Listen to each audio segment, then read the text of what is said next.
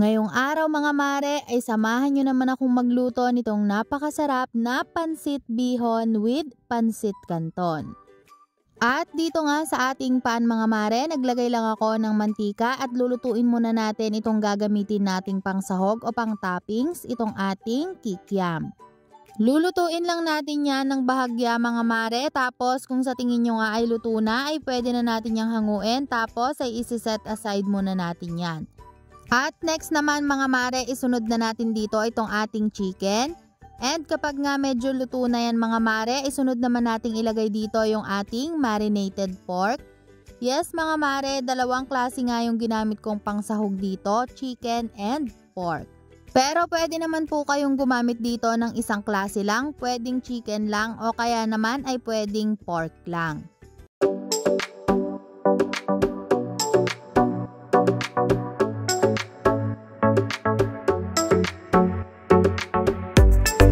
Tapos kapag nga po paluto na yan mga mare, pwede na tayong maggisa dito ng ating minced garlic.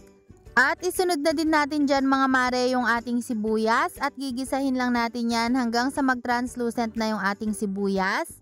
Next naman mga mare, ilagay na natin dito yung ating carrots at gigisahin lang din natin yan ng bahagya. Tapos mga mare, kapag medyo okay na po yung ating carrots, magsisison na tayo dito. Naglagay lang ako dito ng soy sauce, ng pamintang durog at yung ating oyster sauce.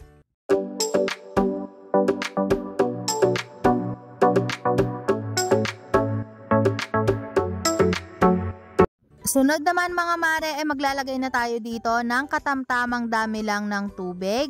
Tapos ay hintayin lang natin yan hanggang sa tuluyan ng kumulo, at kapag nga ganitong kumukulo na mga mare, maglalagay lang ako ng Knorr chicken cubes at ng konting asukal, pambalance sa lasa.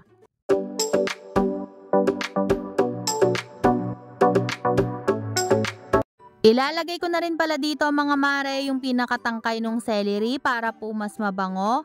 Tapos ay i-mix lang natin yan ng bahagya at pwede na nating ilagay dito yung ating pansit bihon.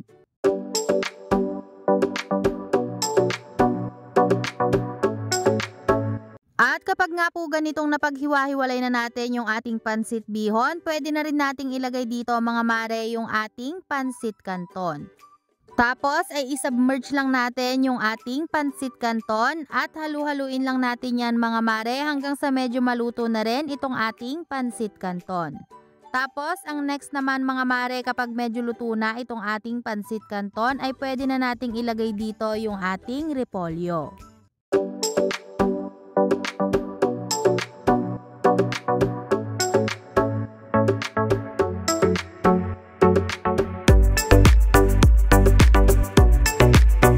Pagkatapos natin yung haluin mga mare at nag-combine na nga yung ating repolyo at yung ating mga pansit, ibalik na natin dito yung pinirito natin kanina na kikiam.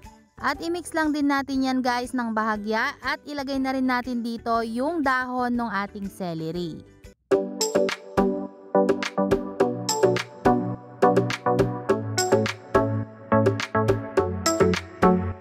At ganun lang kadali mga mare at pwede na nating iserve itong ating napakasarap na pansit bihon with pansit canton. Yes mga mare, ganun nga lang kadaling gawin, kaya naman kung nag-iisip ka ng pang merienda, aba ay subukan mo na ito. So hanggang dito na lang mga mare, thank you so much for watching, bye!